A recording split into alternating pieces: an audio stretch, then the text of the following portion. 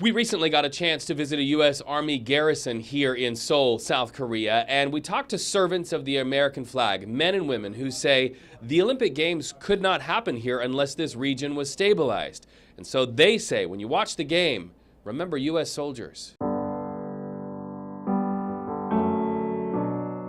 This is Sergeant Stanley Christian Jenson back in the spring of 1951. The father of two from rural Maiton, Utah, reported for duty in South Korea. And before leaves turned color in his hometown, Sergeant Jenson died from enemy fire not far from Korea's Bridge of No Return that same year. Tens of thousands of Americans just like him paid with their lives so that decades later, South Korea would be stable enough to host the Olympic Winter Games. I come from a long line of service members, some of whom served in Korea and during the Korean War. Elise Van Poel from Reno, Nevada at the U.S. Yongsan Garrison knows where she serves. Others have as well.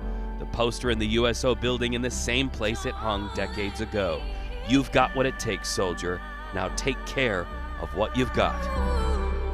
To have that brotherhood not only of people who value freedom, but who are willing to fight for freedom. And that's been one of the most special aspects of my service here in Korea. The fact that we've been able to have a good peace maintained since 1953, I think really has kind of set the stage to have something as important as the Olympic venue happen here in Korea. At the end of the day, isn't that what everybody's looking for is, a good peaceful society? Freedom is not free.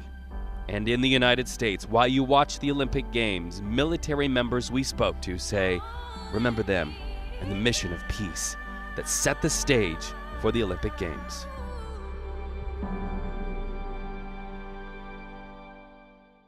And so despite the tensions at the DMZ, the soldiers we talked to say the area of the region, especially here in South Korea, is stable enough to set the stage for the Olympic Winter Games. And when you see that video play over and over of the American flag going into the stadium, think not only of Team USA, but the soldiers who made it possible.